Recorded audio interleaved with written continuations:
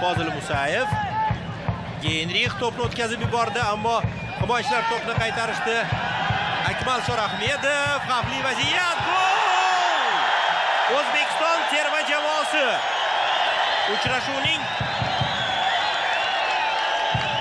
birinchi taym 17-daqiqasida mehmonlar darvozasini ishg'ol qildi.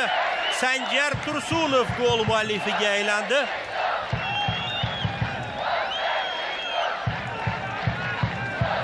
Brunol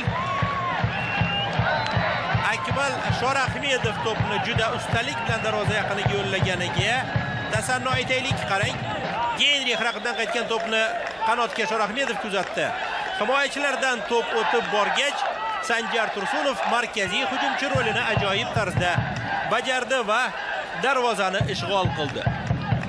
Vladikavkazning Alaniya jamoasi a'zosi mehmonlar darvozasiga to'p kiritdi.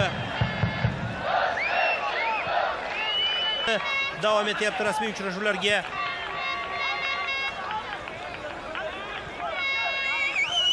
Terma jamoamiz zaxirasida kimlar borligi haqida mana bu hujumdan keyin ma'lumot berib o'tishim mumkin bo'lar. Agar Ravshan Ermatov birinchi taymga vaqt qo'shsa, hozircha bosh hakam birinchi taymga vaqt qo'shdimi degan savol javob qilyapti. Zarba va gol!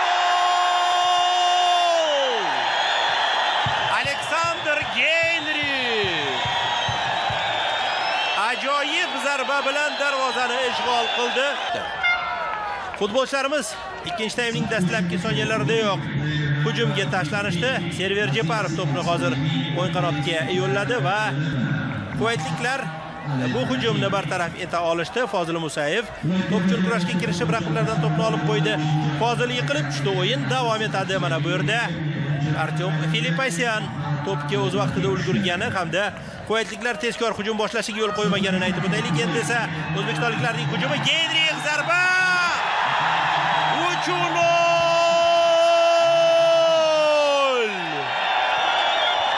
Aleksandr Geynrix ikkinchi taymning 2-daqiqasida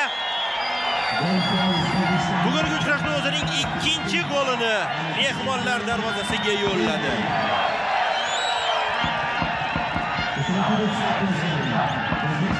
Ana shu hujumni takroran tomosha qilishingiz mumkin. Server Jeparovga tasanno, u Geynrix terma maydoniga kirib kelayotganini o'z vaqtida ko'ra bildi va to'pni jamoadoshiga aniq uzatdi. Qarang, qolgani texnikani ishi edi, tajribaning ishi edi.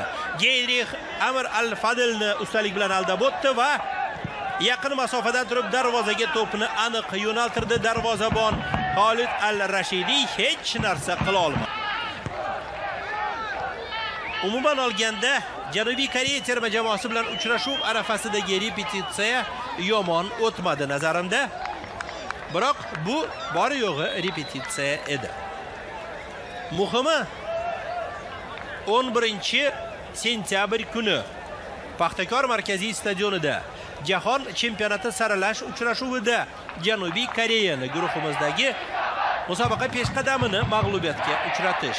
Ana shu kuni stadionga muxlislar albatta tashrif buyurishadi va O'zbekiston terma jamoasini qo'llab-quvvatlashadi deb ishongimiz keladi. Futbolchilar sizning qo'llab-quvvatlashingizga ehtiyojmand.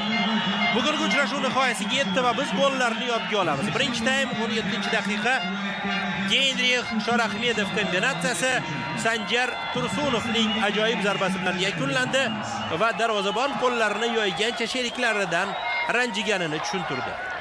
Shorahmedov o'ng qanotdan to'pni darvoza yaqiniga uzatdi. Geynrix ajoyib zarba bilan darvozani ishg'ol qildi. Bu birinchi taymning so'nggi daqiqasi edi va ikkinchi taymda Server Jeparov to'pni Geynrixga uzatdi.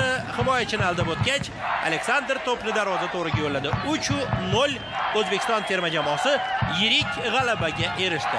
Ermatov hakamlik qilganda yo yirik g'alaba qozonamiz yo 0-0 bo'ladi.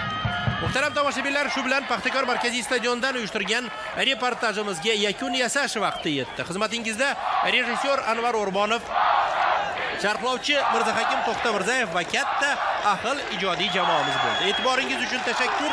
Yana Oynai jahon orqali uchrashguncha xayr, omon bo'ling. Omad siz va bizni aslo tark etmasin.